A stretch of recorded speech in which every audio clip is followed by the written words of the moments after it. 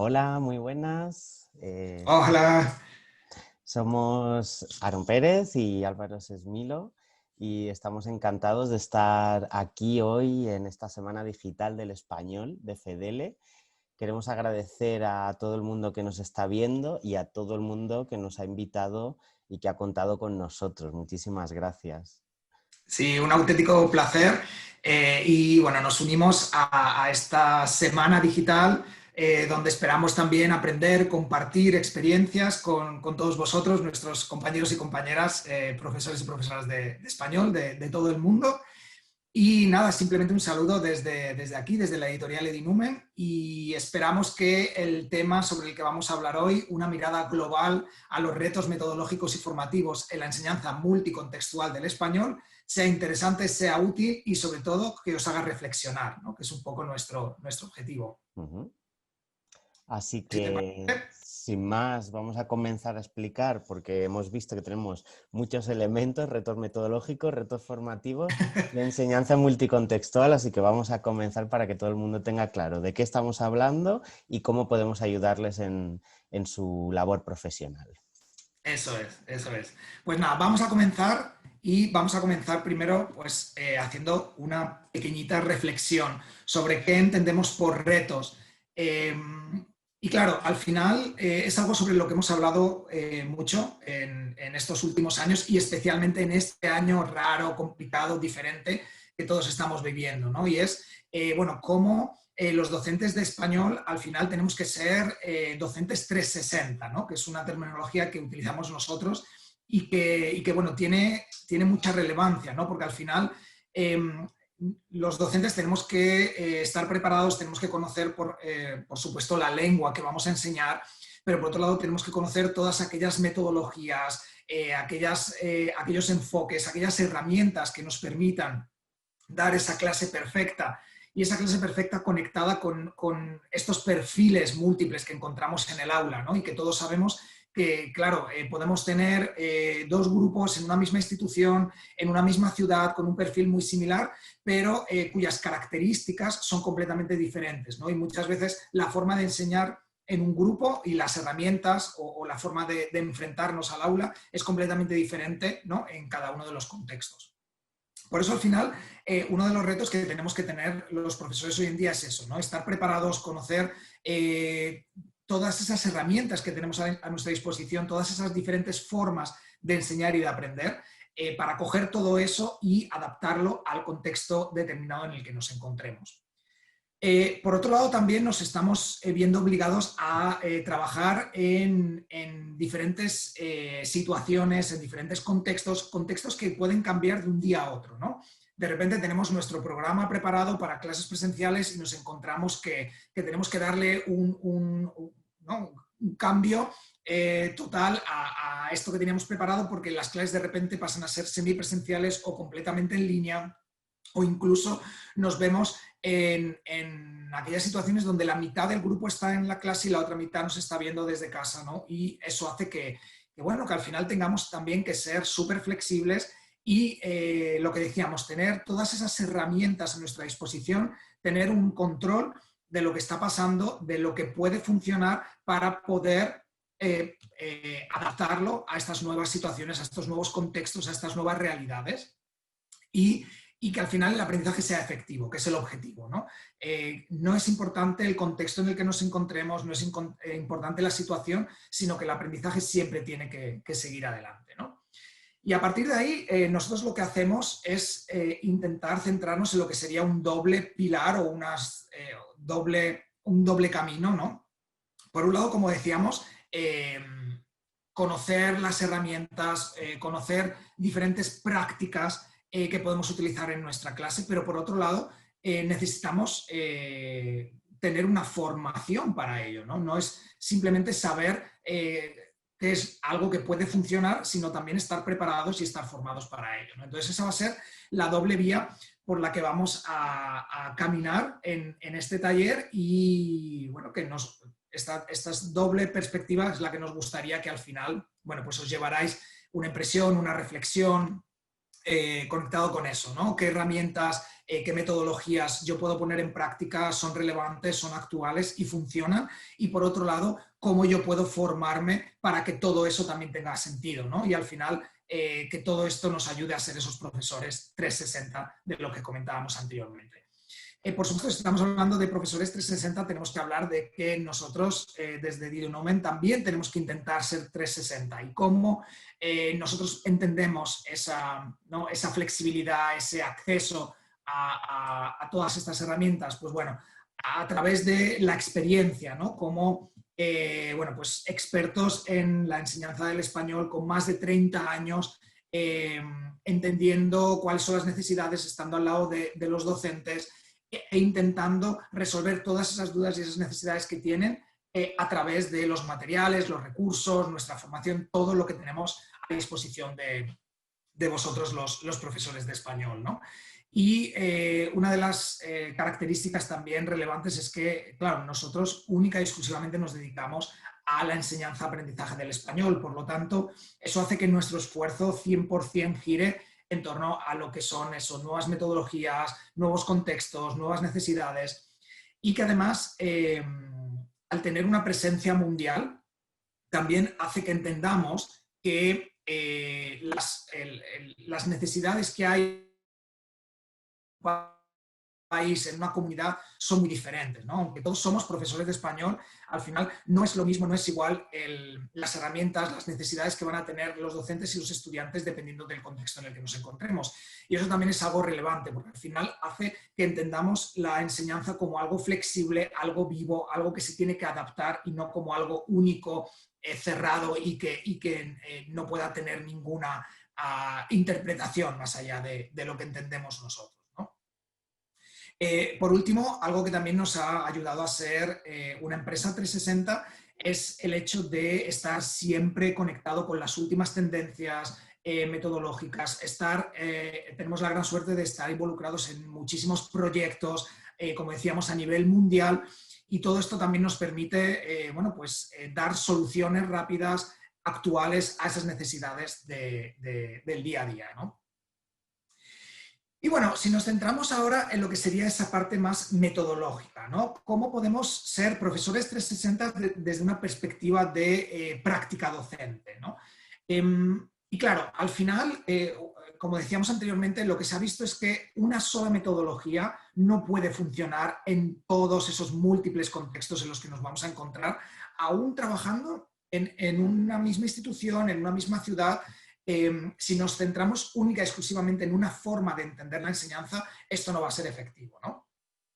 Incluso desde una perspectiva comunicativa, que por supuesto al nacer el enfoque comunicativo, al llegar el enfoque comunicativo a nuestras aulas, todo esto fue una revolución, ¿no? Y al final se vio que yo aprendo una lengua fundamentalmente para usarla y experimentar y comunicarme. Pero como ya decía Kumarabadivelu en 1994, nos tenemos que situar en una era post-método, ¿no? Donde si queremos que todos nuestros estudiantes, cada una de las situaciones en las que nos encontramos, sea efectiva y realmente los estudiantes aprendan, conecten con la lengua, se sientan bien con lo que están aprendiendo, desarrollen su propia voz, tenemos que centrarnos en cómo estos estudiantes aprenden mejor, ¿no? Y al final lo que tenemos que hacer es, lo que decíamos, tener todas esas herramientas a nuestra disposición, entenderlas, saber por qué mi estudiante está aprendiendo, cuál es su objetivo y coger lo que necesite para centrarme en cómo mi estudiante aprende mejor, por lo tanto centrarnos en lo que es el aprendizaje en sí. Por eso nosotros no entendemos la metodología como un único camino, sino como un camino múltiple, como decíamos, donde son los propios docentes los que tienen que ir creando, ¿no?, esos caminos, esas baldosas, hasta llegar a lo que sería el objetivo fin, que es el aprendizaje. Pero, como decíamos, aunque no vamos a seguir un único camino, sí que hay una serie de herramientas que nos van a ayudar a desarrollar ese camino, ¿no? Y a partir de ahí sois vosotros los docentes los que tenéis que decidir qué presencia van a tener, ¿no?, esas herramientas de las que vamos a hablar ahora dentro de lo que va a ser el programa y mi organización en el aula, ¿no? Porque al final no significa que unas herramientas sean mejores que otras, todas las herramientas van a ser buenas o malas, como decíamos, dependiendo del contexto y las necesidades y los objetivos de los estudiantes, pero sí que lo que hemos hecho ha sido basarnos en una serie de investigaciones que confirman que si trabajamos teniendo en cuenta estas herramientas, estos pilares de los que vamos a hablar a continuación, es muy probable que el aprendizaje sea efectivo, ¿no? Y a partir de ahí nosotros vamos a seguir el camino que queramos, vamos a ir poniendo esos pilares, esas baldosas que nos van a ayudar a continuar en el camino. Nosotros fundamentalmente hoy vamos a hablar de 6 pilares, pero eso no significa que únicamente haya 6 pilares, ¿no? De hecho, en nuestra filosofía de este aprendizaje activo, lo que nosotros proponemos es que siempre esto esté abierto, ¿no? Y que sigamos investigando, sigamos colaborando, sigamos aprendiendo juntos y podamos incluir o quitar ciertos pilares dependiendo del contexto, de la situación, del momento en el que nos encontremos, ¿no? Pero el objetivo principal es eso, ¿no? Que el estudiante conecte con la lengua, que el estudiante esté activo desde el principio, experimente, desarrolle su identidad, ¿no? Y que al final, bueno, pues, por supuesto, pueda comunicarse en la lengua meta, pero que vaya mucho más allá, ¿no? ¿Cuáles van a ser estos pilares de los que vamos a hablar en esta metodología 360, este aprendizaje activo que decimos? Bueno, pues fundamentalmente son los 6 que estáis viendo en la pantalla. Sería el aprendizaje inductivo, el uso real de la lengua, las estrategias de aprendizaje, el componente afectivo y emocional, la competencia intercultural y el empleo de recursos multicontextuales, ¿no? Como decimos, no hay unos mejores que otros, simplemente que consideramos que es relevante que todos tengan cierta presencia en el aula. Vamos a ir analizando brevemente cada uno de estos pilares para que entendáis a qué nos referimos. Vamos a poner también algún ejemplo de cómo podemos implementarlo en el aula. Y la idea es esa, la idea es que a partir de aquí vosotros también genere esa curiosidad, esa reflexión de ver cómo podemos combinar estos elementos de alguna manera en nuestro salón de clase y realizar ese aprendizaje realmente efectivo, ¿no? Bueno, pues vamos a empezar con el aprendizaje inductivo. Y cuando hablamos de aprendizaje inductivo, fundamentalmente lo que queremos es dar la vuelta a esa metodología más tradicional que muchos profesores suelen utilizar en el aula, ¿no? Especialmente para trabajar contenidos léxicos y gramaticales. ¿Qué es lo que solemos hacer o qué es lo que se suele hacer o qué es lo que se solía hacer cuando trabajamos un contenido gramatical? Bueno, pues en muchos casos lo que se hace es presentar cuál es la norma, cuáles son las reglas, cuáles son las excepciones, muchas veces con estos cuadritos o esas listas, ¿no? Donde el estudiante tiene que aprender, muchas veces de memoria, sin entender a qué nos referimos. Y a partir de ahí le damos ejemplos donde él puede practicar, muchas veces desde una perspectiva más mecánica, ¿no? Como vemos en la pantalla. ¿Qué es lo que pasa? ¿Qué es lo que pasa? Que este aprendizaje más deductivo no promueve la reflexión, sino lo que promueve es la mecanización del aprendizaje. El alumno lo que hace es ver el ejemplo que tiene, el input, intenta copiarlo en las actividades que se le proponen después. Pero claro, ¿qué pasa? Que muchas veces el estudiante no va a encontrar esa información en el cuadro y por lo tanto se va a perder porque no le hemos enseñado a reflexionar. Y además es algo que yo siempre digo a mis estudiantes, cuando ellos necesiten utilizar la lengua, no van a tener a su disposición estos cuadros o al profesor, ¿no? Por lo tanto, tienen que acostumbrarse a reflexionar sobre lo que está pasando. Y al final la lengua es creatividad, no es mecánico, ¿no? Por lo tanto, este aprendizaje deductivo, que como decimos, no es que sea un error utilizarlo, pero quizás si le demos una vuelta sea mucho más práctico, ¿no?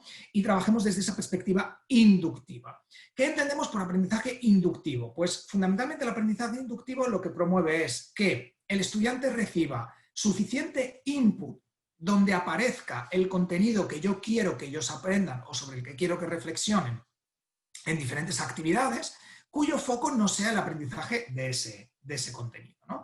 Por ejemplo, yo puedo poner unas imágenes, puedo poner una comprensión auditiva, un tipo de actividad, de conectar, incluso pequeñitas producciones, donde aparezca además de manera masiva ese contenido, pero cuyo objetivo final no sea el contenido en sí, ¿no? Vamos a ver unos ejemplos sacados de nuestro manual Mundo Real, ¿no? Podemos empezar una unidad con una serie de imágenes donde les vamos a pedir que ellos nos digan qué es lo que ven, incluso lo pueden hacer en grupos, por lo tanto unos se apoyan a otros, empezamos a sacar el léxico y lo que hacemos es activar a los estudiantes, ¿no? Ya estamos activándoles, ellos ya saben, ya se están preparando y vamos a anticipar qué es lo que va a venir, qué es lo que van a aprender, ¿no?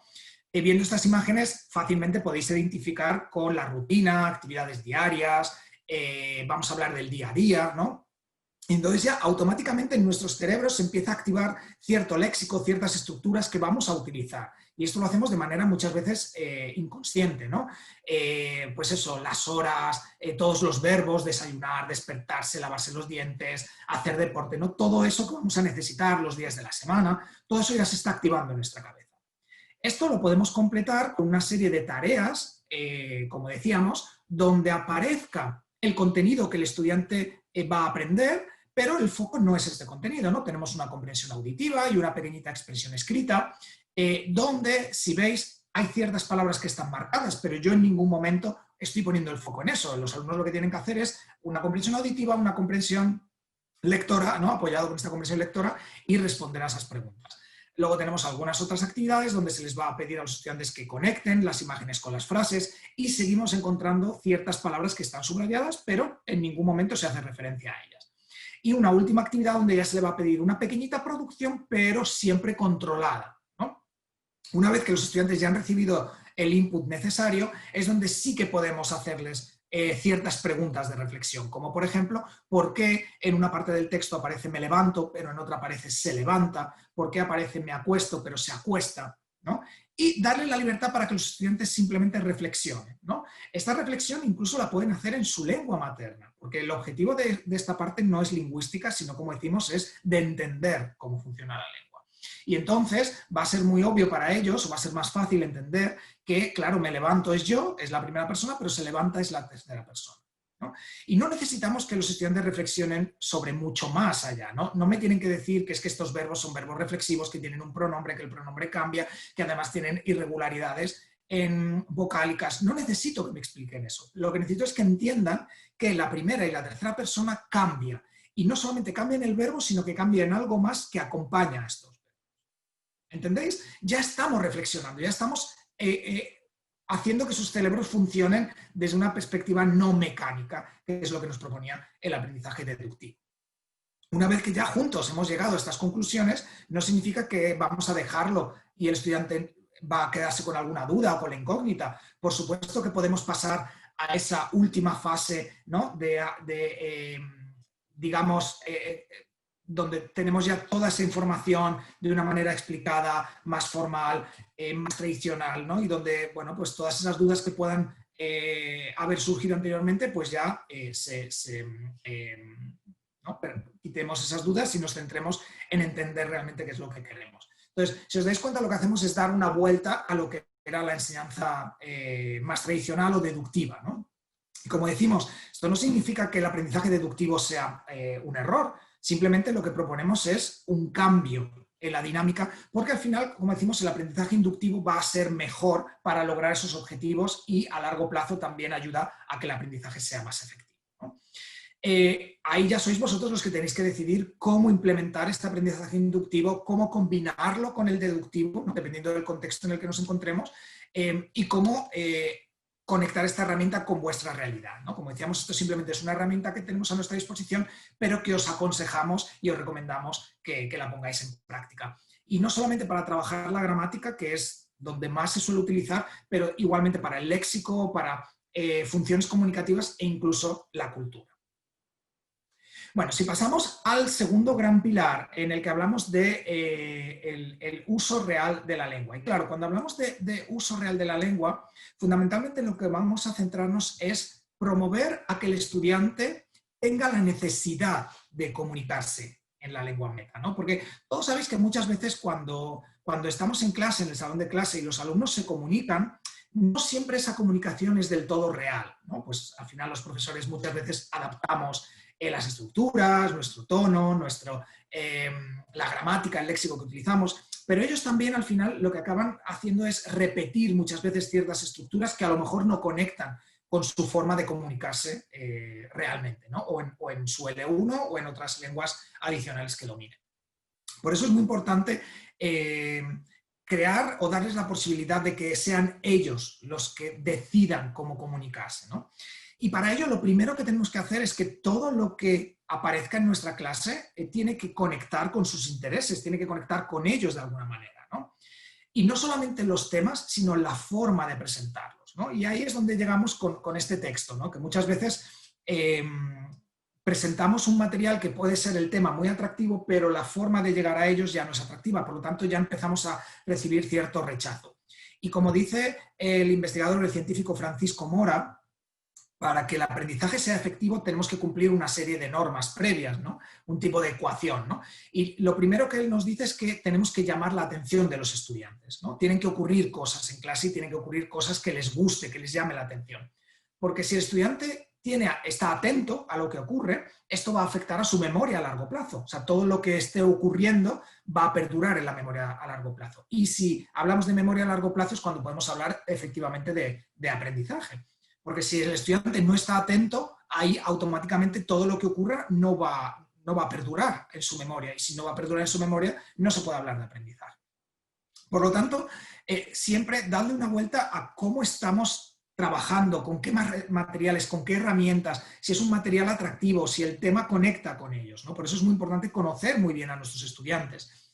Y a veces hacer un pequeño cambio supone una gran diferencia, ¿no? Como el ejemplo que tenemos aquí. Yo puedo trabajar un diálogo, que es algo que trabajamos mucho, se puede trabajar desde esta perspectiva, pero que a priori puede ser, ya es menos atractiva, ya parece simplemente un texto donde no me apetece mucho entrar, ¿no? Pero imaginad que lo cambiamos simplemente y mantenemos ese mismo texto, mantenemos ese diálogo, pero lo envolvemos de una red social y hacemos que este diálogo esté ocurriendo a través de una red social. Aunque el contenido sea el mismo, ya la forma de presentarlo es mucho más atractiva, ¿no?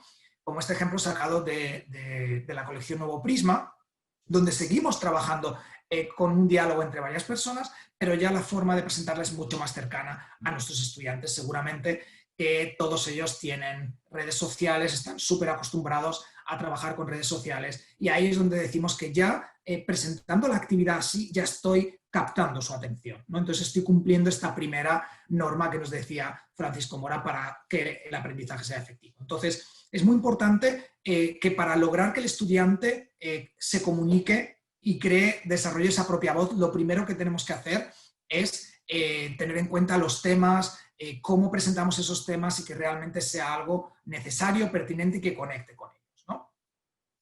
Claro, por otro lado, para que el estudiante, para darle oportunidades a que él se comunique de manera efectiva y que se sienta cómodo, también tenemos que desarrollar ciertas dinámicas que ayuden a esto, ¿no? Como decíamos, si simplemente en clase lo que hacemos es permitir que se creen ciertas dinámicas muy controladas, muy mecanizadas, donde lo que fundamentalmente el objetivo es que repitan estructuras que han visto, ahí no le estamos dando la opción al estudiante a que se exprese, ¿no? Y a que desarrolle su propia identidad lingüística y su propia voz.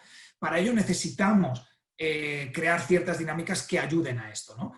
Y esto está también muy conectado con ciertos aspectos que se han visto que son muy relevantes, que también tengan cierto espacio en el aula, como es la justicia social, ¿no? El desarrollo de aprendizaje en valores y, bueno, pues eso, lanzar ciertos temas que permitan que el estudiante pues eso, se exprese y desarrolle su propia idea y utilice eso del español que realmente le interesa, ¿no? Como, bueno, aquí tenemos un ejemplo donde nos hablan de cómo cambia la vida con la jubilación de las personas. Incluso se propone a los estudiantes que pregunten a personas que están jubiladas en su contexto, en su comunidad, y que les cuenten cómo les han cambiado la vida a ellos. Entonces ya estamos también saliendo un poco de lo que sería el uso único del español, no estamos en el salón de clases, sino estamos saliendo fuera. Pero por otro lado, luego también se propone que los estudiantes reflexionen sobre esto, ¿no? Sobre qué es la jubilación,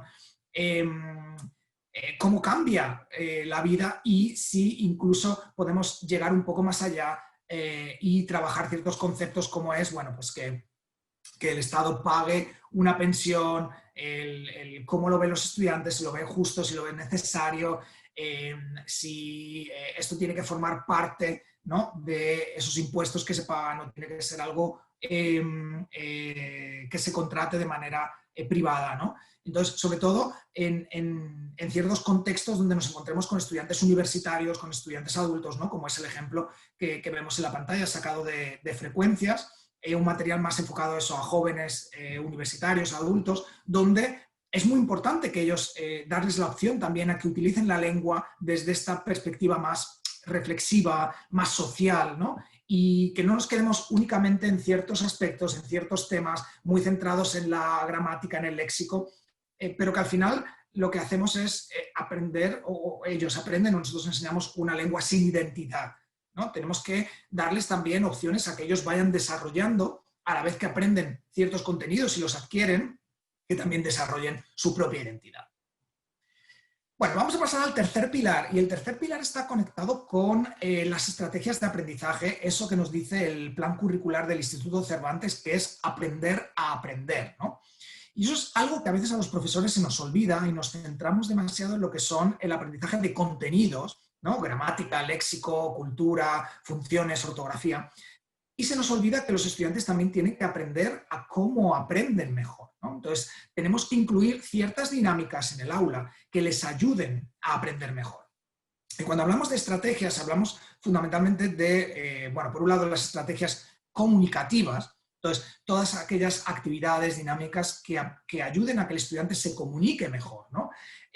Esto se puede lograr, por ejemplo, jugando a las adivinanzas, ¿no?, jugando al tabú, donde lo que tenemos que hacer es que el estudiante se acostumbre a que si no recuerda una palabra o no la sabe, que es algo que les va a ocurrir habitualmente, desarrollen esas estrategias que les permitan que los interlocutores entiendan sobre lo que están hablando, ¿no?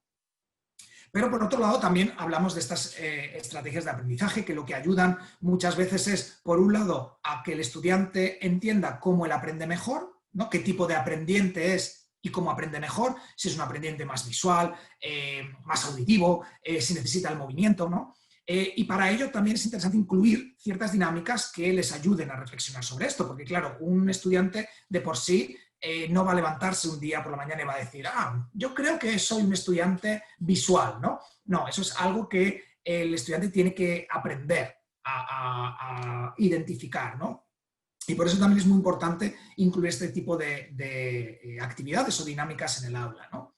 Y por otro lado también, cuando hablamos de estrategias de aprendizaje, nos referimos a todas aquellas técnicas que los estudiantes pueden poner en práctica para que el producto de lengua que van a realizar, ya sea una expresión o una comprensión, sea mejor, ¿no? Por ejemplo, una expresión escrita, ¿no? Si el estudiante tiene que hacer una expresión escrita, tiene que acostumbrarse a todas estas fases previas que él puede hacer para que esa expresión escrita sea mejor, ¿no? Pues, por ejemplo, hacer una lista de palabras con las palabras más relevantes relacionadas con el tema, hacerse un esquema, incluso buscar estas palabras introductorias, ¿no? Pues, por ejemplo, si vamos a dar una serie de argumentos, cuáles son esas estructuras que vamos a utilizar, por un lado, por otro lado, en conclusión, ¿no? Todo eso le va a permitir que esa creación lingüística sea mucho mejor. Lo mismo si tiene que hacer una comprensión lectora o una expresión oral o una interacción. Hay una serie de dinámicas que el estudiante también puede poner en práctica y al final es practicar, ¿no? Como decimos, practicar, practicar y acostumbrarse, porque a lo largo de nuestra vida todos tenemos que desarrollar estas estrategias, no solamente cuando hablamos del aprendizaje de una lengua adicional, sino en nuestro día a día. ¿Qué pasa? Que normalmente los adultos ya hemos desarrollado ciertas estrategias por toda esa experiencia vital, pero para todos aquellos que trabajéis especialmente con adolescentes, este es el momento perfecto para desarrollar esas estrategias de aprendizaje, ¿no? Y dentro de las estrategias de aprendizaje también tenemos ciertas estrategias socioafectivas. Y casualmente estas son las que menos presencia suelen tener en el aula, ¿no? Al final nos olvidamos que estamos trabajando con personas que tienen sus frustraciones, sus miedos, sus emociones, y que esto de alguna manera interfiere o tiene cierta presencia en todo el proceso de aprendizaje, ¿no? Por eso es muy importante también dedicarle cierto espacio en nuestra aula a a estas estrategias socioafectivas. ¿Y cuántos de vosotros, después de haber realizado una actividad con vuestros estudiantes, un proyecto, les habéis preguntado cómo se han sentido? ¿Qué parte les ha gustado más? ¿Qué parte les ha resultado más difícil, ¿no? Eso es muy importante para entender también todo ese proceso. Y muchas veces esos aspectos emocionales van a dar respuesta a ciertas dificultades que están teniendo nuestros estudiantes. Por lo tanto, también es interesante, ¿no? que podamos superar esas dificultades, esos problemas, ¿no? Esta actividad está sacada del cronómetro para estudiantes jóvenes, ¿no? En los estudiantes escolares de nivel A2, B1, ¿no? Y entonces, la parte interesante de esto es que una vez que ellos han hecho la comprensión lectora, la comprensión auditiva y la expresión escrita, se le hace ciertas preguntas al estudiante a modo de autorreflexión, ¿no? Y algunas de esas preguntas que se les hace están conectadas con la actividad que han hecho, como por ejemplo cuánto tiempo han utilizado y cuáles han sido las respuestas correctas que han obtenido, porque son ciertos aspectos que tienen que tener en cuenta en este caso para hacer el examen DELE, pero si os dais cuenta también aparecen ciertos aspectos más emocionales, ¿no? Como puede ser cuál es su impresión personal, cómo se siente, ¿no? Y entonces incluso le damos una serie de ayudas acompañado con caritas, ¿no? Pues su impresión es muy positiva, algo negativa o muy negativa, ¿no? Y eso es importante que también ellos tomen un poco conciencia y dediquen unos segundos a reflexionar cómo se sienten, cómo se han sentido después de hacerlo, ¿no? Pero además de esto, también se le pregunta sobre cuáles han sido las dificultades que han encontrado. Y cuando hablamos de dificultades, no solamente hablamos de dificultades lingüísticas, como puede ser el vocabulario o la gramática, sino también operativas, como que el hecho de que le haya faltado tiempo, o emocionales, el hecho de que no han podido concentrarse o han estado incluso nerviosos, ¿no? Y eso es algo que también es interesante, bueno, que reflexionen. Y por último, también se les pregunta cuál es su nivel de estrés en general, ¿no? Porque al final todos sabemos que realizar un examen es un proceso muy estresante, entonces es muy importante que el estudiante también sienta, bueno, cómo ese estrés va diluyéndose o va reduciéndose o al contrario, va aumentando con respecto al proceso de aprendizaje, ¿no? Entonces, como veis, esto es una dinámica que se puede poner en práctica en cualquier contexto, no simplemente para aquellos que estén practicando para pasar un examen oficial, sino que una vez que hayamos hecho algún proyecto, alguna actividad, podemos dedicarle unos segundos también a entender todo ese mundo interior que están experimentando los estudiantes. Con esto pasamos además a un tema que está muy conectado con el anterior, que sería el componente afectivo y emocional, ¿no? Ya hemos dicho, nos hemos referido a lo importante que es entender a cada uno de nuestros estudiantes como individuos, con sus emociones, frustraciones, sus miedos, y cómo es importante también que el estudiante conecte de alguna manera con la lengua y la cultura que está aprendiendo, ¿no? Entonces, todo esto que hemos visto anteriormente lo podemos unir porque al final todos estos pilares están interconectados entre ellos, ¿no? Que al final es el objetivo, porque no estamos hablando de herramientas individuales, sino de diferentes herramientas que tienen un sentido y están conectadas, ¿no? Y al final el aprendizaje emocional y el aprendizaje afectivo va por ahí, ¿no? No es tanto centrarnos en aprender simplemente o adquirir conocimiento, sino también dedicarle cierto espacio a que el estudiante desarrolle su identidad, pueda expresar sus emociones y desarrolle su propia voz, ¿no? Por eso es interesante bueno, pues incluir ciertas dinámicas cuyo objetivo no sea practicar un contenido, aunque pueda estar ese contenido incluido, sino también es bueno, que el estudiante desarrolle o exprese esa parte emocional, ¿no? Como, por ejemplo, esta actividad muy sencillita sacada del nuevo Prisma nivel A1, bueno, pues los estudiantes una vez que ya han visto los adjetivos que describen a las personas y el carácter y también hemos visto los colores, se le hace una pregunta al estudiante y el estudiante tiene que decir de qué color es para él el español, ¿no?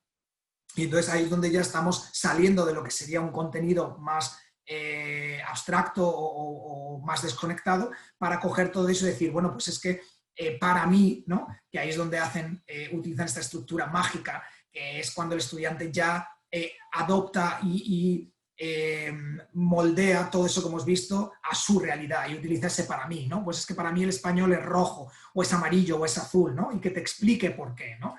donde ahí ya va a darle una conexión, cómo él ve el español, cómo él conecta con esta cultura y además también trabajar ciertos aspectos de su propia cultura y su propia identidad, porque al final también los colores están conectados con referentes culturales, ¿no? Y entonces ahí es donde ya estamos pasando, como decimos, a esa parte más individualizada, más emocional de cada uno de nuestros estudiantes.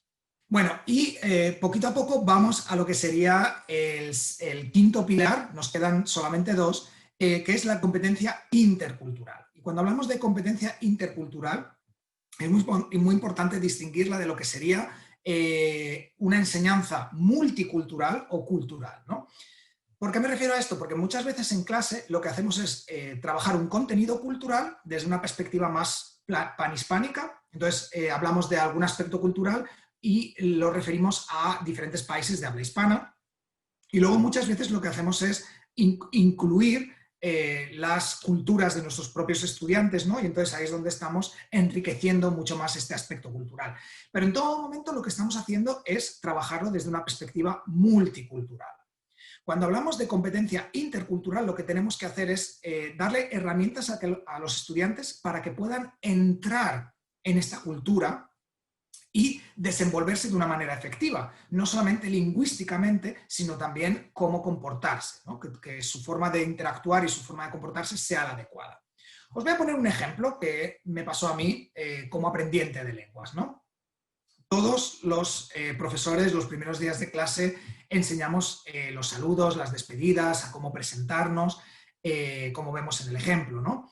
Y eso me pasó a mí también. Yo estuve viviendo muchos años en Polonia, entonces antes de ir a trabajar allí hice un curso de polaco aquí en España, pues un poco también para tener unas nociones básicas y poder entrar en la comunidad de una manera más real, ¿no? Entonces mi profesora me enseñó perfectamente a cómo saludar, a cómo despedirme, a cómo presentarme en contextos formales e informales, ¿no? Entonces yo llegué a Polonia y cuando ya llevaba unas semanas trabajando en la universidad, mis compañeros de departamento me invitaron a tomar una cerveza con ellos y nos fuimos a tomar una cerveza, estábamos en un pub, en un ambiente muy entretenido, muy distendido y entonces de repente mi compañera que estaba sentada a mi lado se levantó y simplemente dijo, me tengo que ir y se fue. ¿Qué pasa? Que para mí eso fue un choque cultural, ¿no? Porque yo no estaba preparado para ello, ¿no? Porque pensaba que incluso había dicho algo erróneo o había hecho algo mal, pero yo notaba que el resto de mis compañeros estaban completamente tranquilos.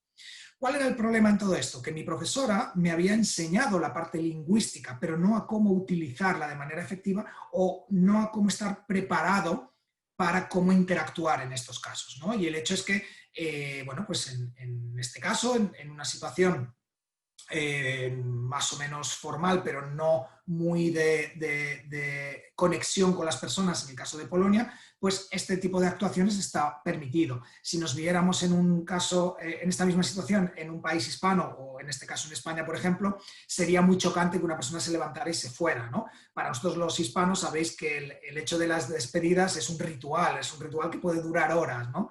De hecho, hay una broma que yo he sacado de Twitter, que yo utilizo mucho con mis estudiantes, ¿no? De esas diferencias de, bueno, pues cuando en otros países alguien dice que se va, pues se va. Y en el caso de los españoles, no, ¿no? Es como nos levantamos, hablamos un poquito más, les acompañamos a la puerta, seguimos hablando un poco más, nos damos besos y todo esto puede tardar 50 minutos, 60 minutos o incluso más que la reunión o el tiempo que hemos estado durante la tertulia, ¿no? Por ejemplo.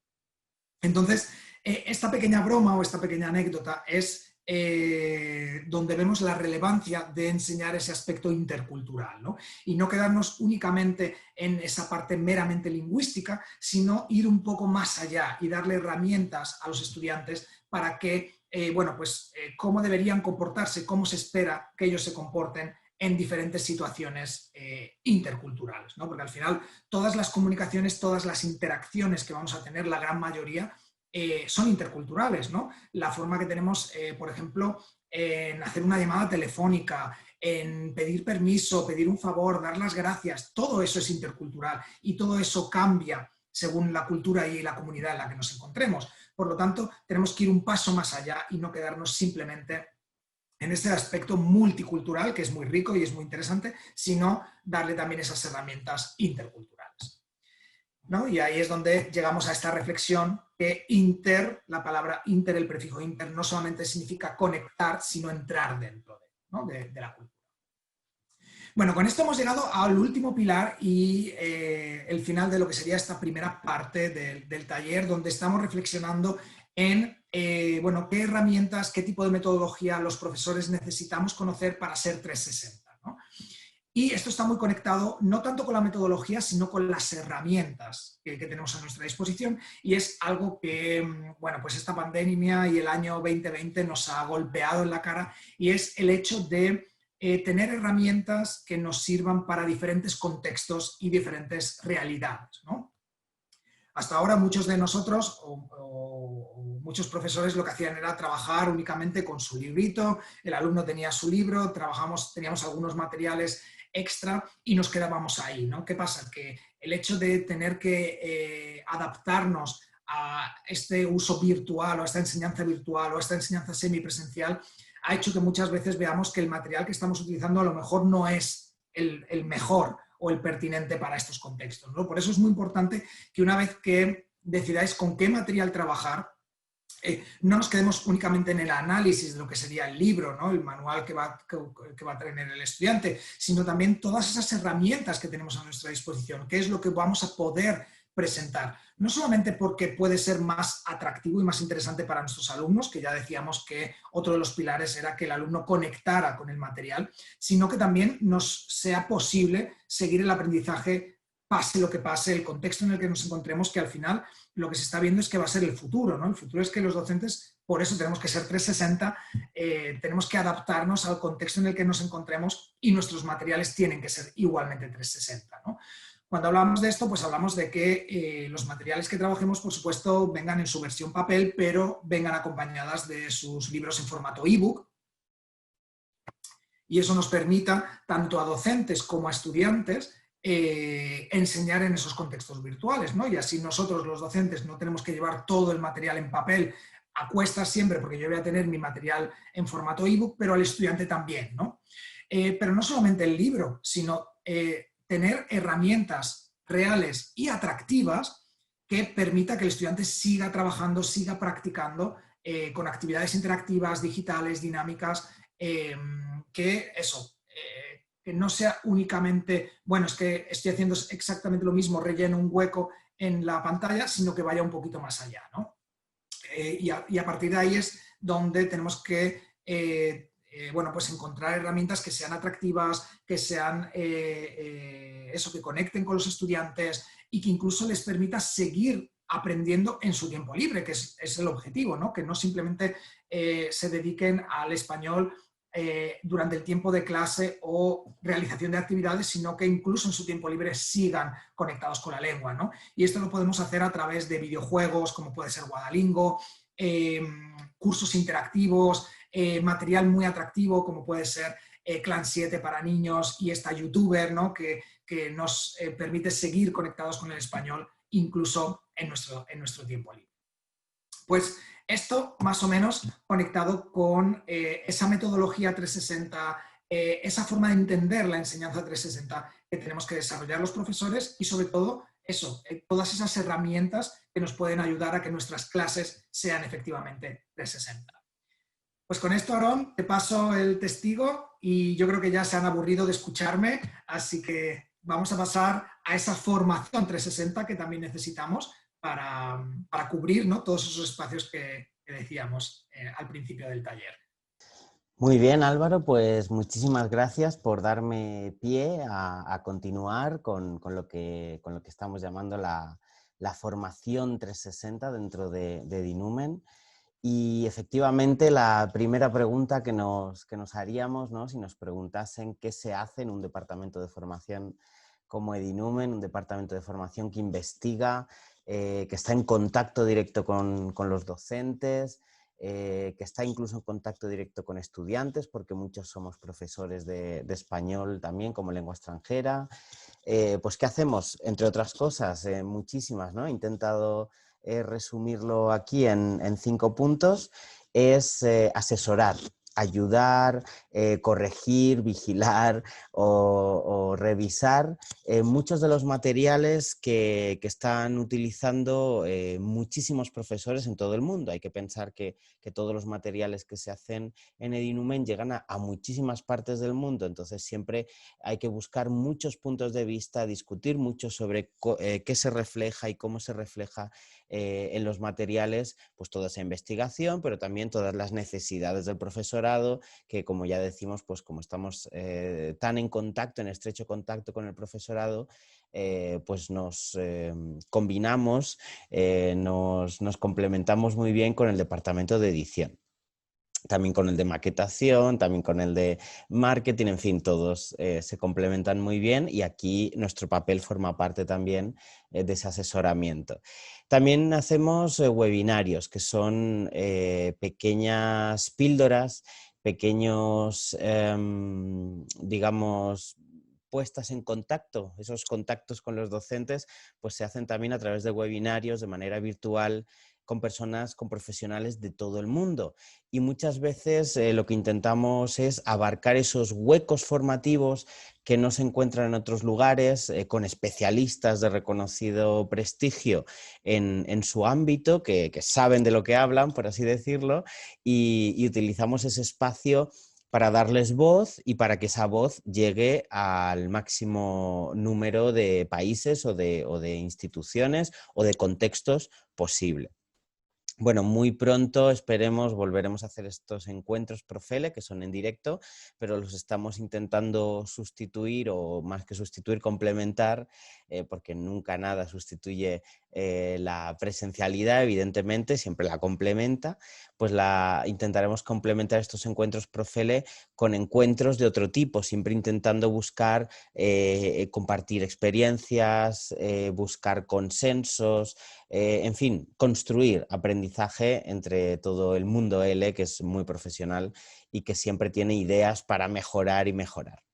¿Qué hacemos también? Pues hacemos algo que lleva ya 6 años, va a empezar el 6.º año dentro de muy poquito, que es el Programa de Desarrollo Profesional, el PDP, que no sé si lo conoceréis, empezó en formato MOOC, continúa en formato NUC. ¿Y esto qué significa? Significa que es un programa gratuito, abierto, masivo y de formación especializada para todo el mundo. Y eso, bueno, siempre nos llegan muchísimas buenas recomendaciones o muchísimas buenas reseñas sobre PDP por su calidad, la calidad de los ponentes, la calidad de las interacciones y sobre todo la calidad del aprendizaje. Es además un curso o varios cursos certificados por la Universidad de Salamanca.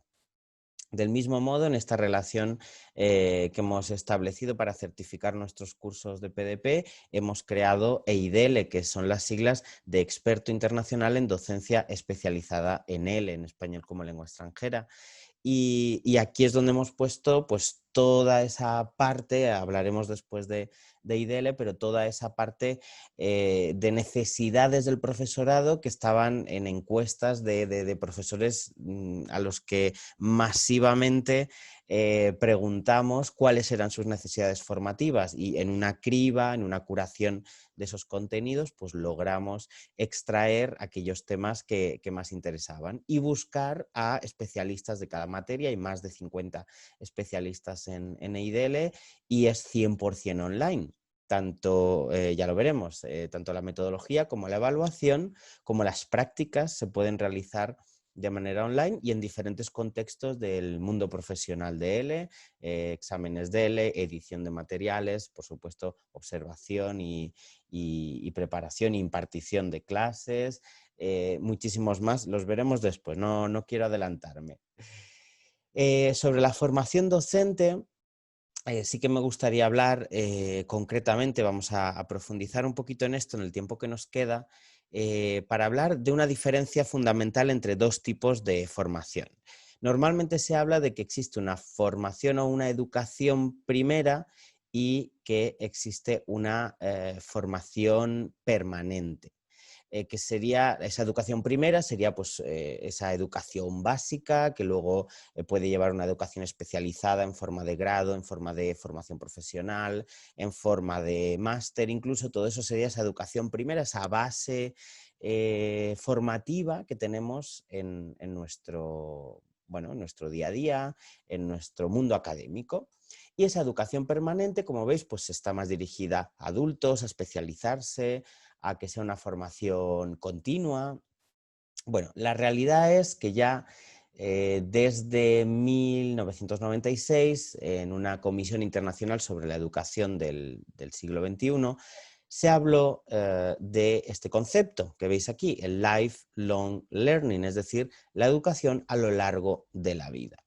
Y es un concepto, de hecho, que supera o que consigue que no haya una distinción real entre una educación primera y una educación permanente, sino que se entiende que a lo largo de toda la vida, toda persona que tiene el derecho de tener acceso a la educación debe tener una educación no permanente, sino eso, a lo largo, que se vaya intercalando a lo largo de su vida y que le vaya permitiendo no solo conseguir un trabajo, sino también pues, formarse como persona, formarse como ciudadano, ciudadana, formarse en la capacidad de discernir, en el pensamiento crítico. Todo eso es en lo que se basa este concepto de educación a lo largo de la vida.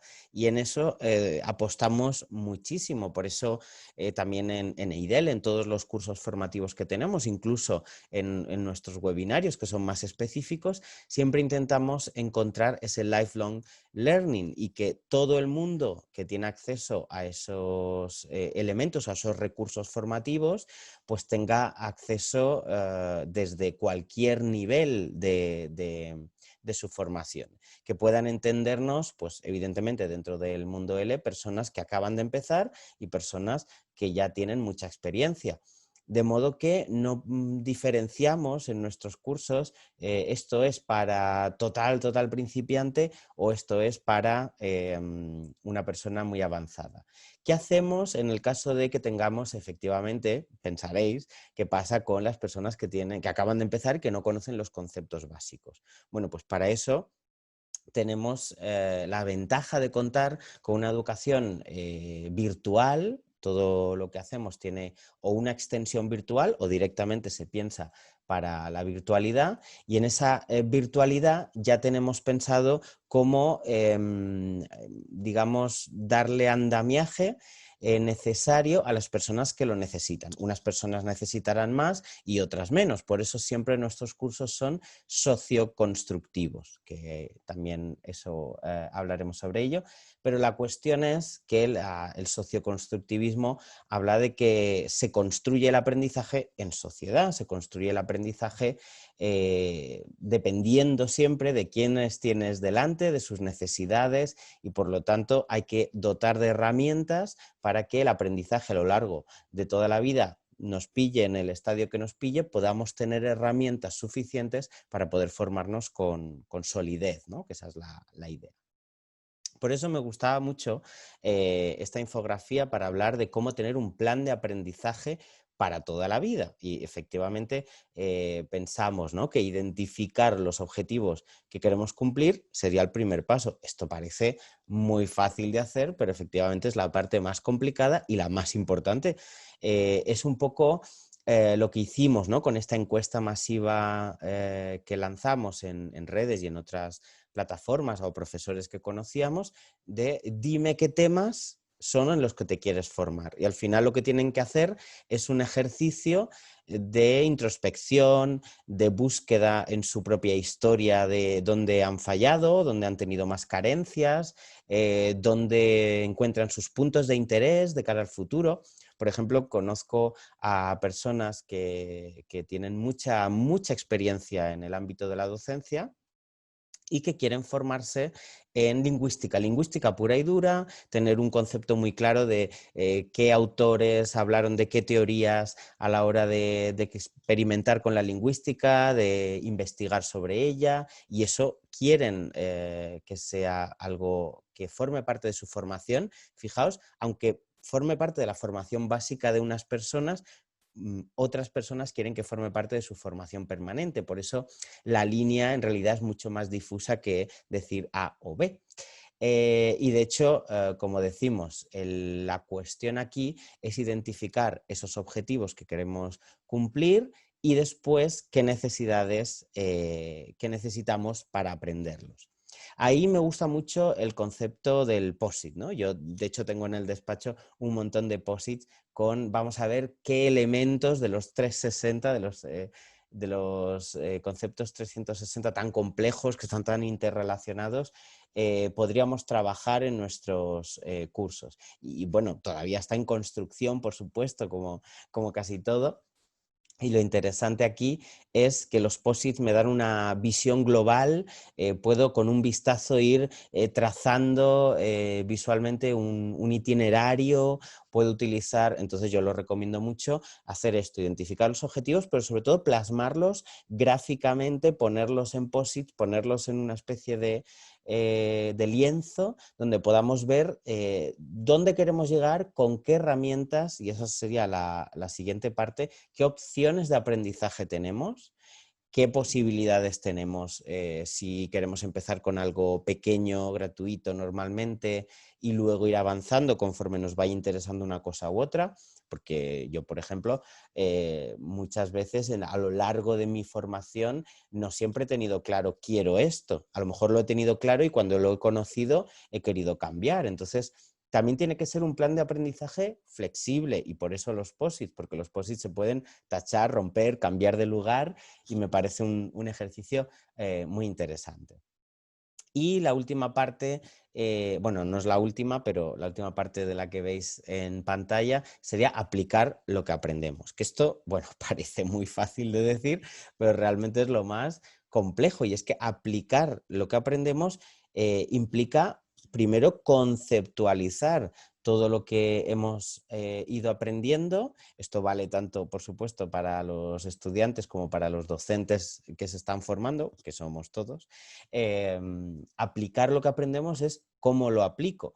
Y por eso realmente esto hace un efecto washback, ¿no? Y lo que debemos hacer cuando estamos aquí, identificando los objetivos que queremos cumplir, es visualizar cómo los queremos aplicar, no simplemente, pues me interesa este tema. Sí, pero si visualizas cómo lo querrías aplicar, va a ser mucho más efectivo tu plan de acción que si simplemente, bueno, pues identificas objetivos en el plano más abstracto, ¿no?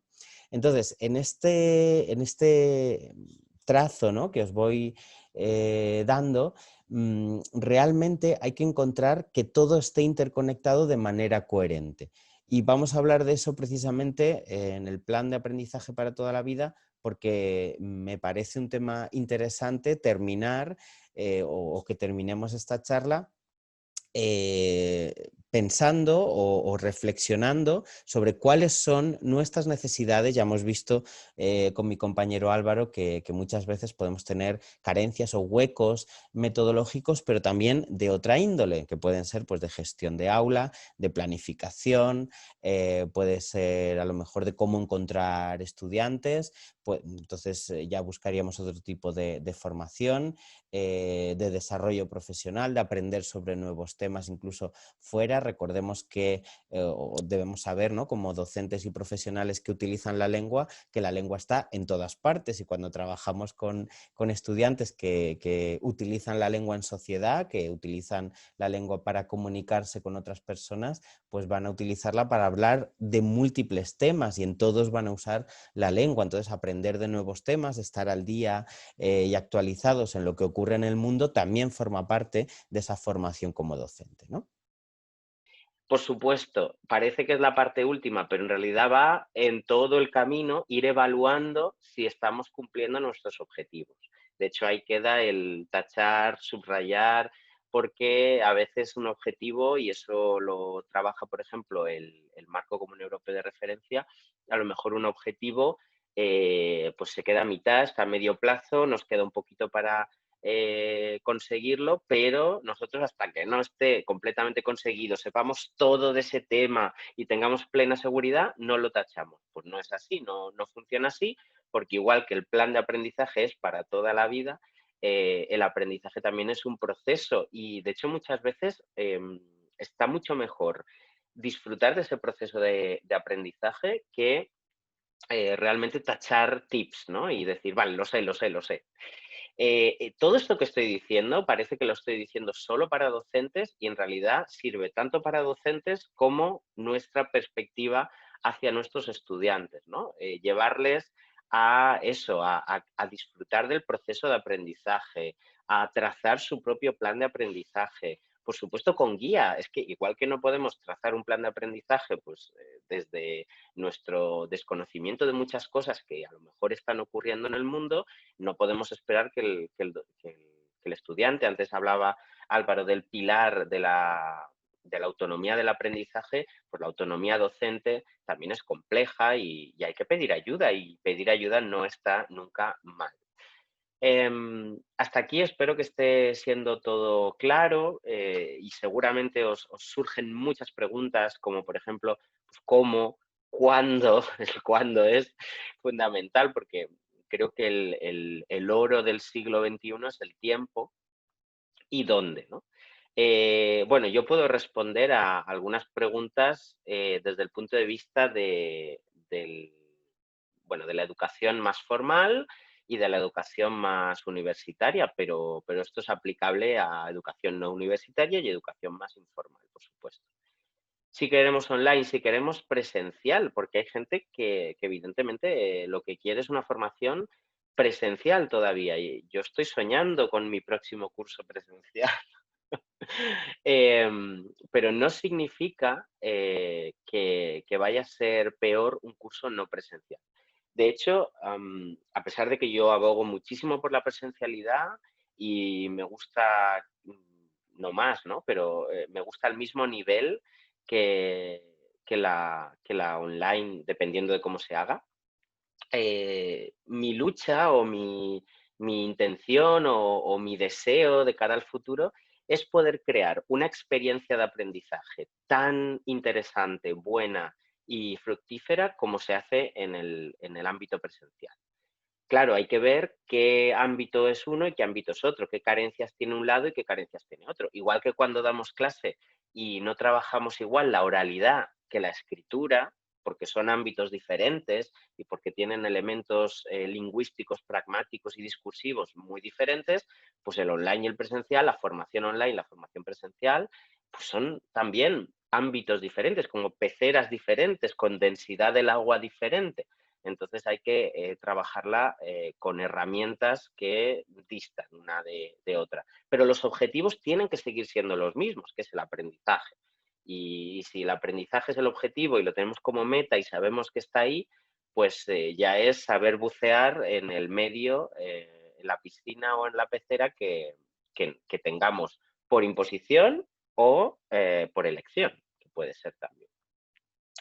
De hecho, este artículo de Marín Rechi Maldonado, que es de 2013, es muy interesante porque hace una declaración ahí muy exhaustiva de qué ventajas y qué inconvenientes tiene la formación online. Vamos a analizar algunas, no todas, porque son muchísimas, ahora lo veremos, pero me parece que las ventajas, como decíamos, de la formación online son las distancias físicas. Claro, elimina distancias físicas, cosa que podría pensarse que es una desventaja, pero a día de hoy, en la situación en la que vivimos, con la intención de alargar distancias, ¿no? Distancia social, eliminar esas distancias físicas es una ventaja, efectivamente, porque una persona de cualquier parte del mundo con conexión, esto ya lo sabemos, a Internet y algunos dispositivos, no tienen por qué ser de altísima calidad, ya puede aprender. Entonces eso nos da muchísimas ventajas. Y nos da ventajas el hecho de que pueda aprender sin necesidad de que sea todo en directo. Y eso hace que no solo se eliminen las distancias físicas en el sentido físico-corpóreo, sino también temporal, ¿no? Yo puedo tener personas o alumnos de distintos usos horarios en todo el mundo y eso no impide que aprendan. esa flexibilidad horaria, como decía, efectivamente, ¿no? Puedan aprender en distintas franjas horarias.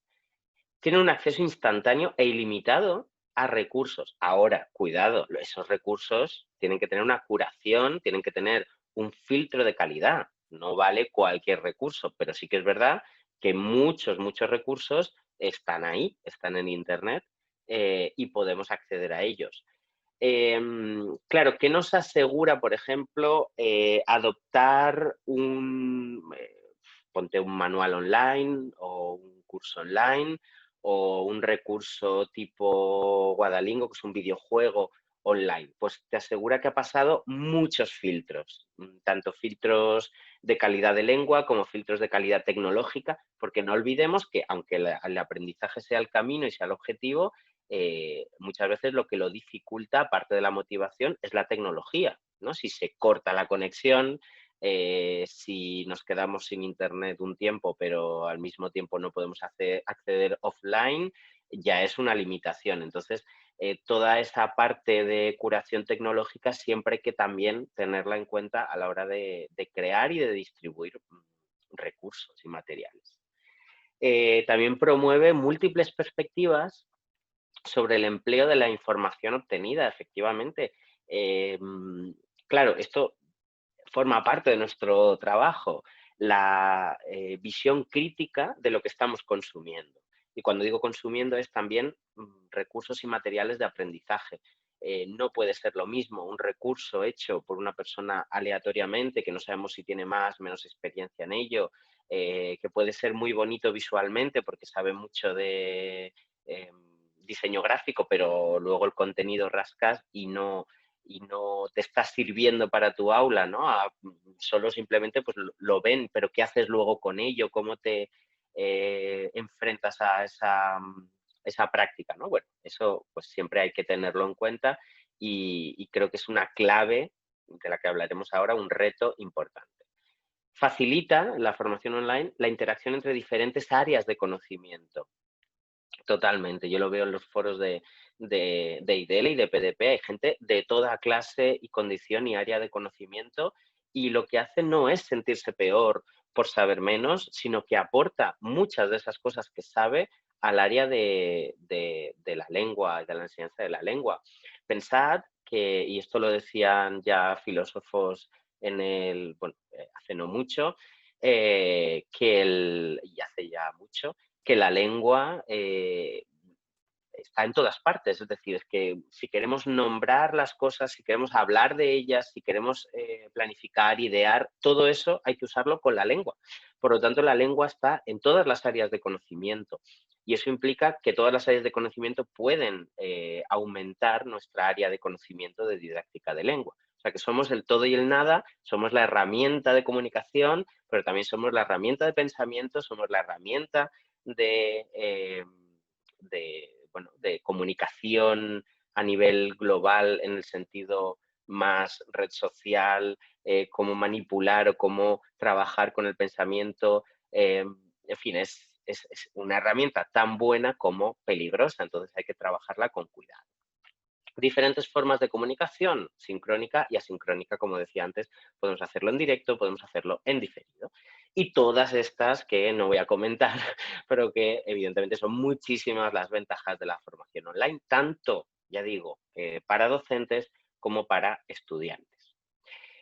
Y Martín Rechi Maldonado habla de inconvenientes, pero a mí lo que pasa es que no me gusta mucho esta palabra porque suena muy negativa. Yo prefiero llamarla retos. Y es que, ¿cuáles son esos retos? Y precisamente hablábamos de esto en el título, los retos formativos de la formación online. Martín Rechi Maldonado comenta muchos, entre ellos la escasa cooperación por parte de los docentes. Muchas veces sentimos que estamos solos y solas ante una cámara, ante o ante una plataforma online donde meter todo el contenido y sentimos que no hay cooperación. Pues eso hay que trabajarlo mucho. Es un reto, ¿eh? No es que sea algo imposible de hacer, pero sí que se ha estudiado que hay menos cooperación cuando no estamos en directo de manera presencial y deberíamos fomentarla. Por lo tanto, es uno de esos retos.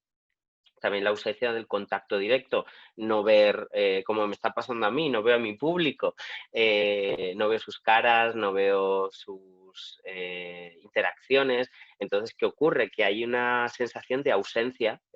Hablo a alguien, hablo a la nada y no, realmente sí que estoy hablando a alguien. Y tengo que imaginarme a personas asintiendo, a personas que están al otro lado, atendiendo y más que atendiendo, aprendiendo. Claro, ¿cómo hago esto en la formación online si no sé la persona que hay detrás? Bueno, ese es el reto. El reto es conseguir que mi discurso, que mi clase, que mis recursos sean tan motivadores que sea imposible perdérselos y que estén ahí en el enganche emocional, y de ahí ese otro reto, la emoción en el aula online. Y ahí está un gran reto. La falta de motivación, efectivamente. ¿Por qué no? ¿Por qué puede haber falta de atención? Por falta de motivación, ¿no? Sin motivación no hay atención, y sin atención no hay aprendizaje. Esto ya lo dice en fin Alonso. Hay una escasa calidad de los cursos y contenidos. Esto, claro, en 2013 no podemos decir lo mismo hoy en día. Hoy en día hay una gran calidad de cursos y contenidos. Lo que sí hay, como decía antes, igual que los recursos, hay que tener una mirada crítica hacia qué cursos y qué contenidos nos estamos inscribiendo y apuntando. Hay que tener, por eso hay que tener un plan muy detallado de en qué temas me quiero especializar o de qué temas quiero saber.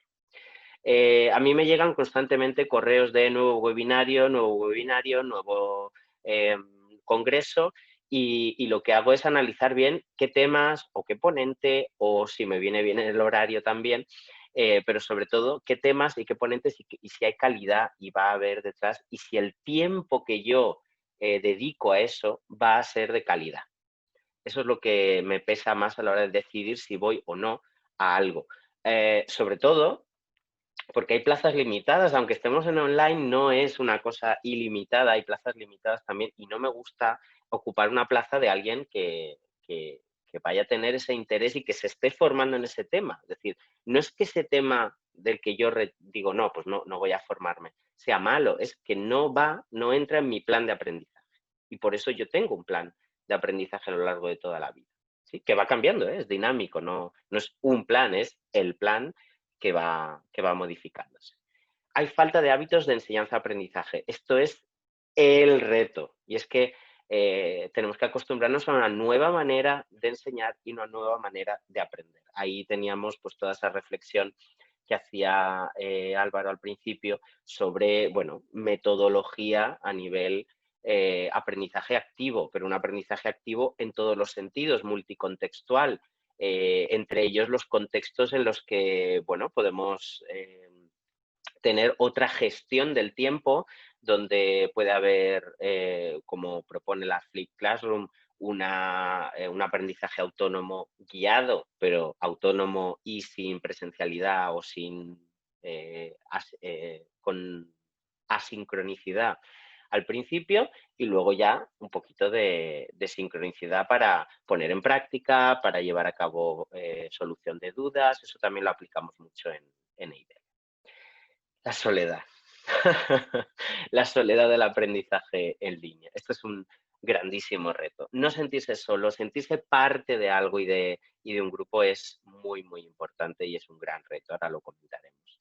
La elevada ratio profesor-alumno, sobre todo en los MOOC, es un súper reto. ¿Cómo evaluar esto? ¿Cómo evaluar esto? A mí me han dicho que voy a tener una asignatura con 60 alumnos y ya estoy temblando. Pero bueno, siempre hay maneras de evaluar, siempre hay maneras de cambiar, darle la vuelta a las típicas maneras de evaluación más directas, y se puede. O sea, yo creo que es posible, pero efectivamente es un reto, ¿no? No es algo fácil de hacer. Y todos estos retos que comentan Martín Rechi y Maldonado, que como tendréis las diapositivas, pues podréis echarle un vistazo, y por supuesto el artículo, que es muy bueno y muy interesante. Mi pregunta ante esto: ¿la formación online va por delante? Que quizá tendríamos que cambiar la pregunta por la formación online es inevitable hoy en día, efectivamente. Lo que no sabemos es cómo se mantendrá, porque a mí hacer predicciones del tipo, ¿el libro en papel va a desaparecer? Pues mira, no ha desaparecido, porque lleva años diciéndose que va a desaparecer y sigue sin desaparecer. Entonces, decir que la formación online viene para quedarse, pues ni lo sabemos ni lo podemos predecir. Lo que sí, por eso lo pongo todo entre interrogantes. Lo que sí podemos hacer es reflexionar sobre ello en el momento en el que estamos ahora. Lo importante es superar la recepción de píldoras de contenido, ¿no? Me encuentro también muchos trabajos finales de máster donde se habla de la Flipped Classroom como, bueno, pues un alumno que recibe un contenido y ya, ¡pum!, lo aprende así tal cual. No, tiene que haber una guía, tiene que haber, por ejemplo, en EIDL lo que hacemos es, mientras se está viendo el vídeo, pretendemos que se respondan a unas preguntas que se dan previamente y esas preguntas van a ser luego de las que van a salir los cuestionarios de esos vídeos. Por lo tanto, no se trata solo de, bueno, tú ve este vídeo y ya me cuentas qué te parece, sino una cosa de una visualización activa, una visualización de yo estoy aquí recibiendo un contenido del que luego me van a evaluar y del que voy a aprender mucho. Una mayor exigencia en el aprendizaje. ¿Por qué? Porque, por el punto siguiente, porque necesariamente hay una planificación del docente más guiada desde el principio. Es decir, muchas veces cuando iniciamos un curso en línea tenemos que tenerlo ya todo planificado, porque dejamos libertad al estudiante de que vaya aquí para allá, que esto, pues esto ya lo he trabajado, ya lo sé, puedo pasar al siguiente punto, no me hace falta esperar 3 meses como pueden esperar mis otros compañeros. En fin, que necesariamente hay que planificar más y va a tener una mayor exigencia en el aprendizaje porque se va a hacer más personalizado e individualizado. Hay que desarrollar estrategias, como decíamos, de cooperación, porque necesariamente el mundo online está conectado. Sin conexión no habría internet. Por lo tanto, tenemos que saber que hay que desarrollar estrategias de cooperación, que no estamos en soledad, que no somos las únicas personas en el mundo aprendiendo sobre algo y eso hay que intentar conectarlo. Y de esa manera es como se construye mucho mejor el aprendizaje. Y adquisición de destrezas de autonomía formativa, este plan para toda la vida. Este plan para toda la vida es mucho más efectivo si combinamos lo presencial con lo online y sobre todo si combinamos lo sincrónico con lo asincrónico. Esto es lo que dice el artículo de Martin Rechi Maldonado. Pero, ¿cuáles son los mayores retos en la formación online? ¿Cuáles son para nosotros esos súper retos? Pues 3, fundamentalmente, que voy a resumir muy brevemente, pero que dejo a la reflexión porque me parece que son los retos clave en la formación en línea, tanto para profesores como para estudiantes. Uno sería la motivación y la implicación, otro la afectividad, que están muy conectados, evidentemente, pero pueden separarse, y la selección crítica, que decíamos antes, la curación de los contenidos. En motivación e implicación, claro, en la formación presencial tenemos un agente motivador constante, ¿no? Tenemos a alguien que nos ve, que recibe feedback visual de nuestros gestos, de nuestras dudas, de todo tipo de información presencial que nos falta en la parte online. Y eso es un reto, es uno de esos mayores retos, sobre todo motivar e implicar al estudiante en ese aprendizaje, que se una al grupo, que sea consciente de que no está en soledad, de que sus dudas de aprendizaje, sus inquietudes y lo que quiere y no quiere hacer en el mundo o cuál va a ser su papel en el mundo, no es que lo piense únicamente. Esto pasa mucho con adolescentes que sienten que están solos en el mundo, que nadie más los entiende y la realidad es que si empezáramos a conectar, y es lo que hacen los profesores especializados en adolescentes, conectan mucho y les hacen ver que la realidad es más compleja que su propio drama, por así decirlo. Efectivamente hay que conseguir motivar a los estudiantes bajo metodologías activas y esto no lo decimos solo nosotros aquí en este aprendizaje activo, sino hay artículos ya que hablan de eso, de motivar bajo metodologías activas y suena muy vacío, pero ya hemos estado viendo qué pilares tiene y esos pilares pueden ir creciendo y van creciendo, estos son en los que ponemos nosotros el foco, pero el trabajo de metodología activa no es necesariamente activa como acción, ¿no? Siempre tengo que hacer cosas y hacer cosas, porque eso también desmotiva, ¿no? El decir, es que siempre tengo que estar ahí en la... Muchas veces ese aprendizaje de estoy activo, pero mientras leo un texto, porque tengo los conocimientos, tengo las bases, tengo los recursos donde ir si tengo dudas, es decir, el 360, ¿no? Yo me enfrento al mundo sabiendo los recursos que tengo a mi alrededor. Y cuando tengo un problema, cuando tengo una dificultad, lo que hago es saber dónde acudir. Sería la idea de esta metodología activa. La motivación es igual a un programa flexible y pertinente para el contexto de aprendizaje de un alumno. Y esto es muy importante y muy factible en el ámbito de la no presencialidad, ¿no? Es un programa flexible es mucho más posible que uno inflexible en el mundo online. La afectividad, un papel primordial en el aprendizaje. Tenemos un libro aquí muy reciente de Jane Arnold y José Manuel Fontcubierta, así que no me voy a meter nada en la afectividad, os dejo que lo leáis y que disfrutéis de este libro de Biblioteca de Numen, pero simplemente comentar, veis aquí los puntos clave, que la experiencia de aprendizaje es la clave del aprendizaje. Y conseguir una experiencia de aprendizaje en el mundo online es complejo, es muy complejo. Para eso se necesita una tutorización que sea una mediación junto a tutorías sincrónicas. Eso es lo que hacemos en EIDEL. Y la sensación de satisfacción y pertenencia a un programa compacto y guiado. La afectividad, la sensación de grupo, la no soledad. Trabajamos mucho con la afectividad en el mundo online porque es uno de esos retos que son piedras angulares. Estar en contacto con quien es docente especializado es también muy importante porque nos hace compararnos, nos hace tener modelos, nos hace ver cómo lo hacen otras personas y eso es que igual que modelos de lengua, cuando damos clase, modelos de docentes también debemos tener. ¿Cómo lo conseguimos? Pues con el entorno de las plataformas, con la cercanía del profesorado, saber sus nombres, efectivamente, aunque sean bastantes, lo intuitivo que sea avanzar en ese programa, ¿no? Con estrellitas o con barras de progreso que tenemos, la progresión de los contenidos que vean que lo que hemos aprendido en un sitio sirve en otro. La información clara desde el principio, reuniones las que hagan falta para aclarar conceptos, trabajar con experiencias prácticas cercanas, aplicables a los contextos docentes, flexibilidad a la hora de decir, aquí hay una errata, lo cambiamos, aquí hay un elemento que no hemos tenido en cuenta, lo añadimos. Todo eso les da la sensación, y de hecho lo que usamos mucho es trabajos que han hecho unos estudiantes en unos años, los ponemos de ejemplo en los años siguientes, de manera que se ve cómo se va construyendo ese círculo y cada año es todavía mejor que el anterior y mejor hasta que, bueno, llegue a una maravilla de curso. Y la selección crítica, por último.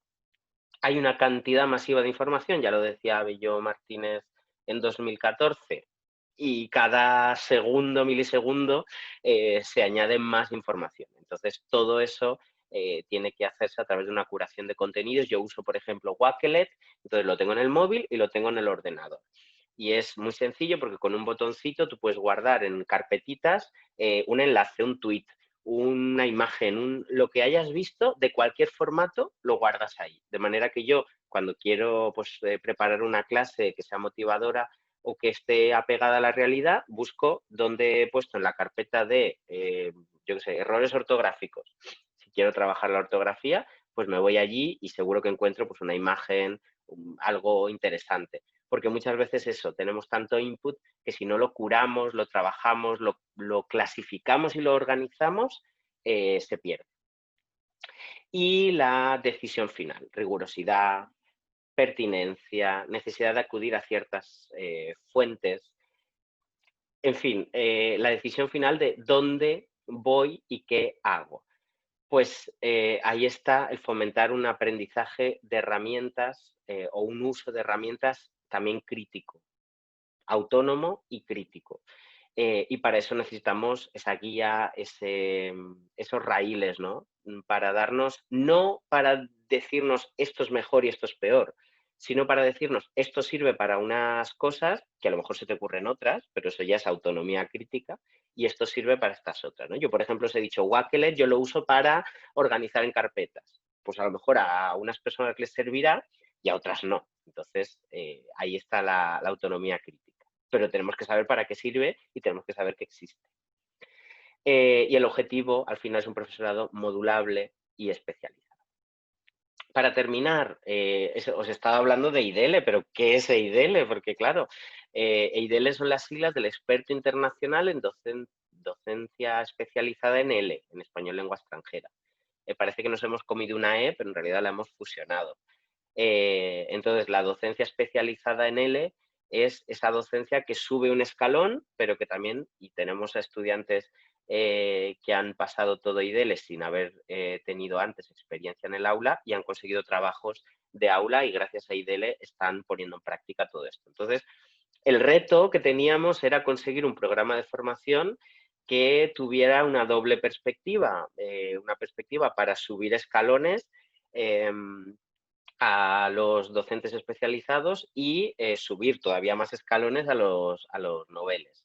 ¿Cómo lo hemos conseguido? A través de un aprendizaje constructivo o socioconstructivo, es decir, es el propio grupo con el input de muchísimos vídeos de especialistas, de temas rigurosos que han salido, de hecho, de encuestas gigantes que hicimos a miles de profesores de qué necesidades de formación tenían, las estuvimos organizando, estuvimos curando ese contenido para poder extraer esos temas que los docentes necesitaban, que decían, necesito saber de este tema, pues vamos a tomar este especialista en este tema, este otro, hay más de 50 especialistas de muchísimos países e instituciones que hablan de sus temas de especialidad. Y eso hace que sea un experto muy compacto y muy riguroso en ese sentido.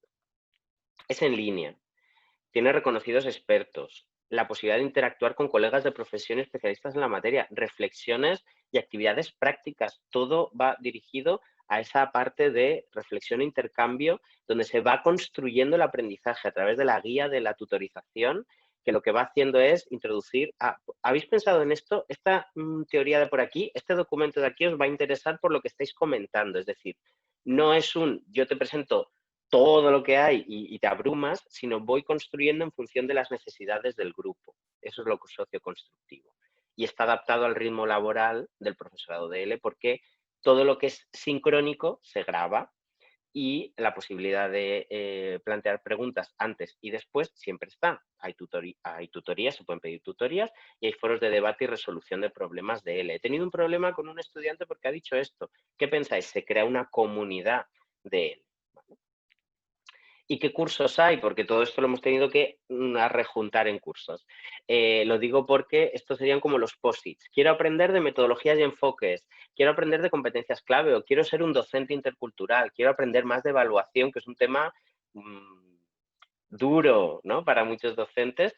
Aquí tenemos a especialistas, el de evaluación de cursos internacionales, que son los que hacen los DL y los CL. Por lo tanto, qué mejor que quien hace exámenes para hablar de evaluación. Y no solo se habla de evaluación certificativa, sino de la evaluación en el aula en general.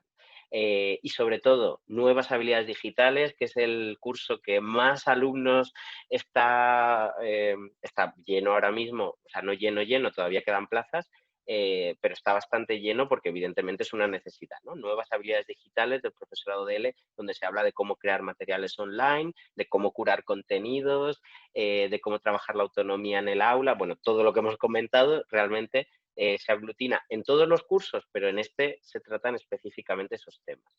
Tiene casi 600 horas de dedicación y 23 créditos europeos, ¿vale? La carga lectiva está distribuida en 12 meses, pero se puede hacer en más si necesitamos más tiempo. Y hay prácticas profesionales, y no solo de docencia, también de gestión, de formación, en la editorial Edinumen, de hecho es de las que más lo han pedido en Edinumen, y se pueden hacer presencial o no, ya veremos, quizá en el futuro, pero en línea, es que se puede hacer 100% en línea, todo, absolutamente todo sin ningún problema. Fijaos, crear materiales didácticos, certificación, observación de clases, clases en todas estas franquicias del mundo, tutorización de cursos de formación en línea, en cursos internacionales, es decir, muchísimas opciones que yo no he visto en todas partes. Con esto os dejamos con un breve vídeo final para que entendáis pues qué es Eidele y con esto un segundito porque para que lo veáis y lo escuchéis.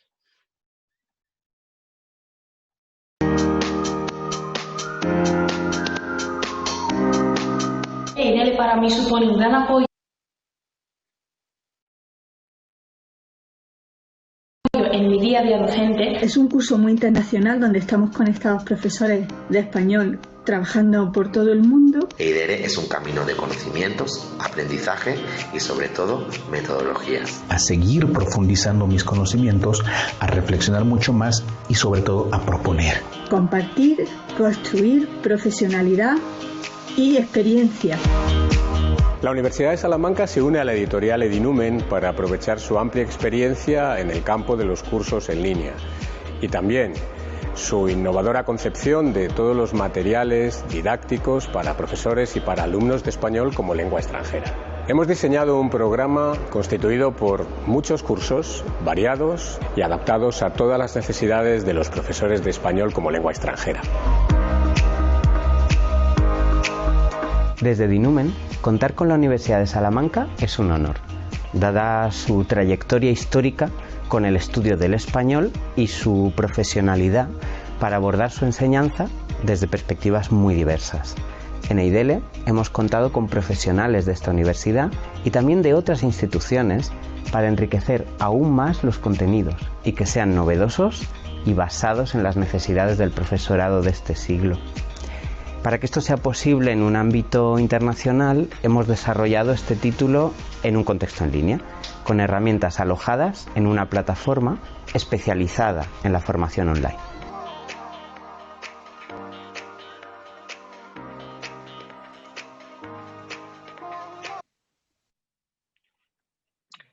Muy bien. Pues espero que os haya resultado de interés. Nosotros estamos muy contentos de habernos dado esta oportunidad porque creemos que trabajar con las bases metodológicas y formativas es primordial para tener ese plan de aprendizaje y tener autonomía a la hora de formarnos y, en fin, muchísimas gracias, como dice aquí la diapositiva, y gracias Álvaro por todo, por haberme dado el pie y las bases para continuar. Sí, solamente eso, agradecer a todos los que hayáis estado ahí viéndonos, participando y reflexionando con nosotros. Aquí tenéis nuestros accesos a Twitter también, para los que queráis seguirnos un poquito más. Y bueno, aquellos que tengáis alguna pregunta, duda, estamos encantadísimos de charlar con vosotros, responderos a todas las cuestiones que puedan surgir a través de Edinumen. Así que nada, feliz día, feliz semana digital del español y gracias a Fedele por contar con nosotros. Hasta pronto. Gracias. Chao.